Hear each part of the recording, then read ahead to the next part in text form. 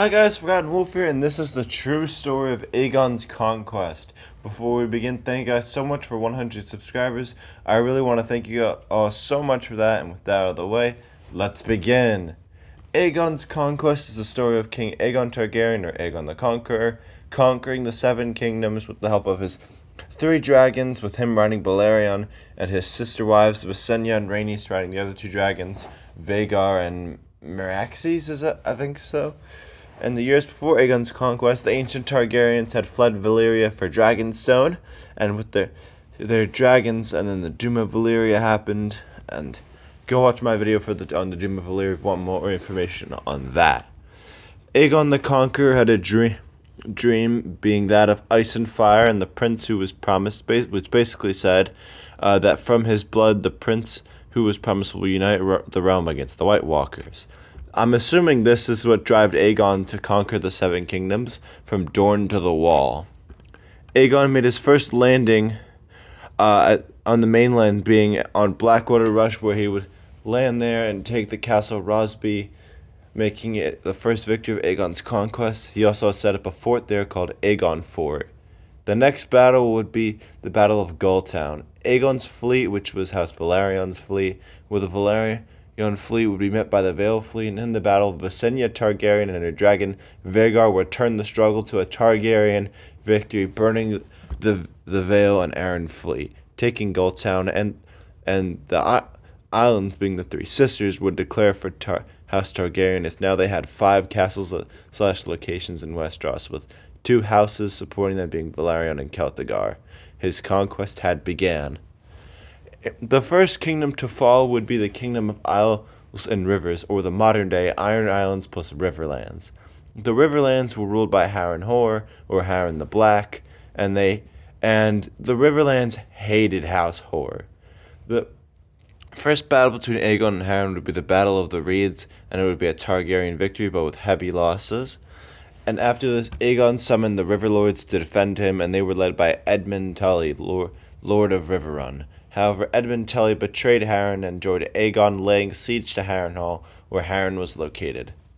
Harren thought they couldn't take the castle, which they probably couldn't have, but King Aegon used his dragon Balerion to burn down Harrenhal, leaving pretty much a permanent mark on it, and as it is in the show, leaving it nowhere near as good as it once was, and this killed Harren. Edmund Tully was called, and he surrendered the Kingdom of Isles and Rivers after this, laying down his army's swords at Aegon's feet. Aegon accepted this oath of fealty and split the kingdom into 2 regions, the Iron Islands and the Riverlands. For his act of surrendering, Aegon would name Edmund Tully Lord of Riverrun and Lord Paramount of the Trident, basically Lord Paramount of the Riverlands. And later, he would eventually become Lord Paramount of the Riverlands. Aegon would then ship the swords of the Riverlands to Aegon Fort, their first landing on the mainland Westeros. The next kingdom to fall would be the Kingdom of Stormlands, being the Durrandons. The Durrandons ruled that kingdom, and Argilac the Arrogant was the current Storm King there. Now, they had previously controlled Aegon Fort, as they controlled the Crownlands, but after Rosby and Aegon Fort were taken by Aegon the Conqueror, he properly assembled his forces, being Argilac the Arrogant. And also, King Aegon had sent Queen Rhaenys Targaryen and her dragon Meraxes, and his bastard brother Ormond Baratheon.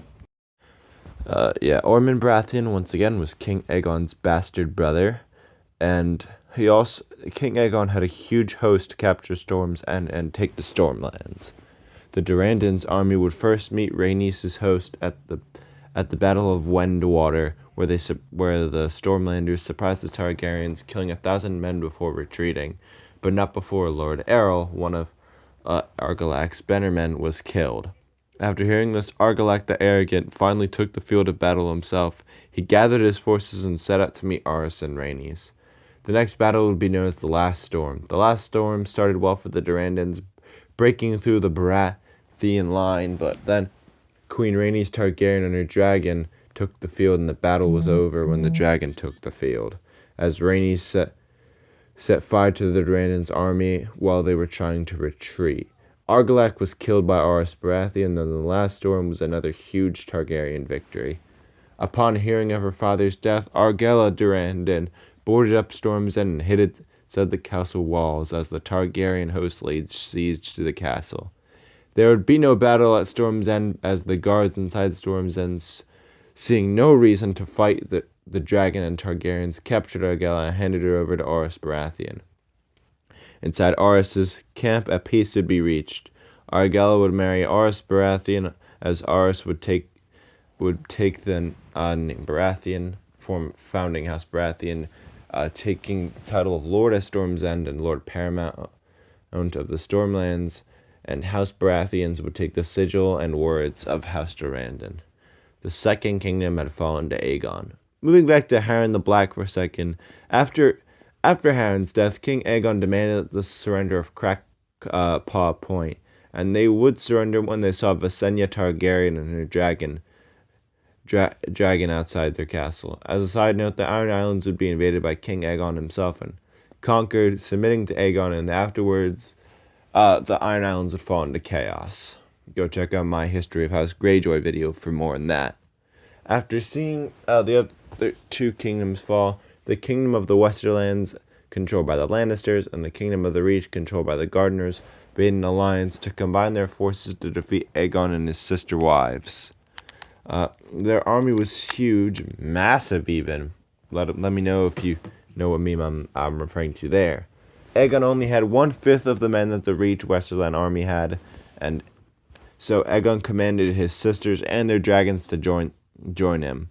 The two armies met at Blackwater Rush, and the Field of Fire began. The battle started off well for the Reach Westerland army as they began to break the Targaryen army, but then the dragons took the field, and they began burning everyone.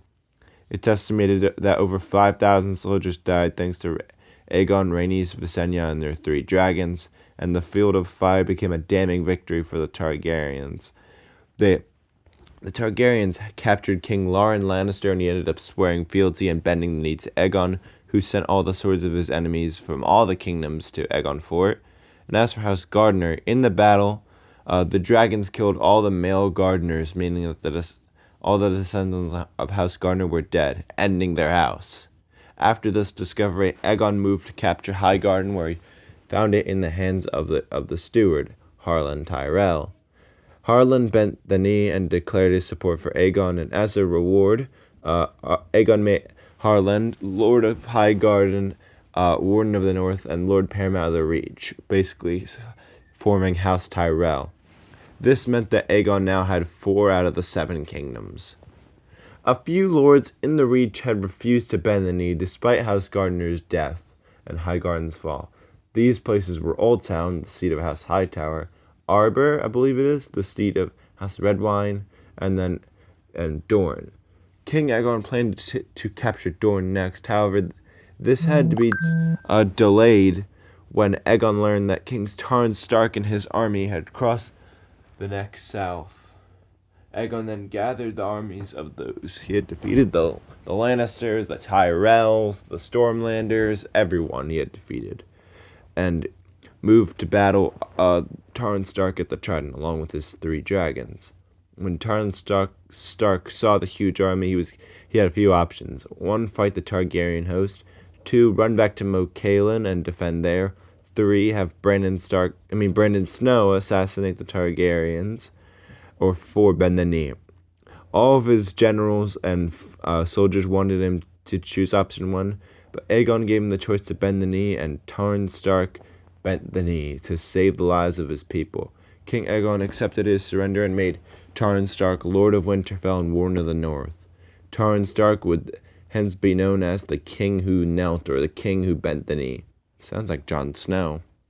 This gave Aegon a huge army along with 3 dragons and 5 out of the 7 kingdoms. There were now 2 kingdoms to go, the Vale and Dorne. King Aegon Targaryen sent Rhaenys to treat with Dorne, where the Princess of Dorne said Dorne has no king, nor will I bend the knee. Rhaenys also found all the castles abandoned, or it was just women and children, so Aegon decided to delay the invasion of Dorne. Instead, Aegon chose to invade the Vale. So Aegon had received a proposal from Queen Regent Shaela Arryn, who had sent a marriage proposal to King Aegon, where she would marry Aegon, making Aegon would have 3 wives, while in exchange, Aegon would name Ronald Arryn King of the Vale. Aegon rejected this proposal, and instead of fighting, Visenya Targaryen flew her dragon, Vhagar, to the Vale and landed in the Eyrie, the seat of House Arryn. At the Vale, Visenya flew Ronald 3 times around the Vale in her dragon. He loved it. So to keep their lives, and obviously all everyone else in the Vale's lives, Shaela and Ronald bent the knee to Aegon there and then, with Visenya as Aegon's representative. Moving back to the Reach, the Arbor had bent the knee, and now it was just Old Town defying Aegon. However, there would be no battle here, as the High Towers decided to bend the knee to Aegon despite the High Septon's wishes. And when Aegon arrived at Old Town, he found the gates opened, and there, on one starry night, the High Septon crowned Aegon Targaryen, Aegon the Conqueror, King of the 7 Kingdoms, Protector of the Realm, thus beginning Aegon's reign and ending his conquest. Aegon started off his conquest with only Dragonstone. However, he ended it with 6 out of the 7 kingdoms bending the knee. No, that is not a 6-7 joke. King Aegon would later invade Dorne, but if this video gets 100 views and 7 likes, I'll make a video on Aegon's invasion of Dorne and all the Dornish wars. But thanks so much for watching, and thank you guys so much for 100 subs. If you want more like this at 75k views, I'll do a video on the life of Jaime Lannister, and at 750 likes, I'll do a video on how Mercedes formed an F1 empire. But until then, bye!